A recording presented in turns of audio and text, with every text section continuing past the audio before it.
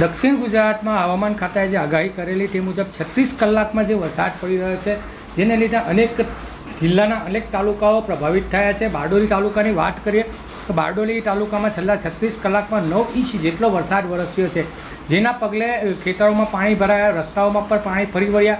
હાલ વાત કરીએ આપણે માણેકપોર ગામે આવેલી પ્રાથમિક શાળામાં પણ ઘૂંટણસામાં પાણી ફરી વળ્યા છે. જે રીતે વરસાદે કહેર કર્યો છે, વરસાદના પગલે અનેક વિસ્તારોમાં પાણી ભરાયા, સોસાયટીઓમાં પાણી ભરાયા છે. ગઈકાલે ઝાડ પડવાની બી 4 જગ્યાએ ઘટના બનવા પામી. જો કે સમગ્ર આ વરસાદમાં કોઈ જાનહાનિ થવા પામી નથી.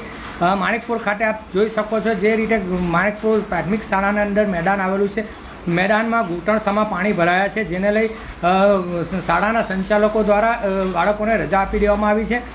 હજુ પણ વરસાદ જે રીતે વરસી રહ્યો છે, જો વધુ વરસાદ વરસે તો ઘણી સમસ્યાઓનો સામનો કરવો પડે. બીજી તરફ રાયમ હાઈસ્કૂલમાં પણ પાણી ભરાવાની શરૂઆત થઈ ચૂકી છે. આપ જોઈ શકો છો દ્રશ્યમાં ખાસ દેખાઈ રહ્યું છે માણેકપોર ગામમાં જે પ્રાથમિક શાળા આવેલી છે એની જે સ્થિતિ તમે જોઈ શકો છો.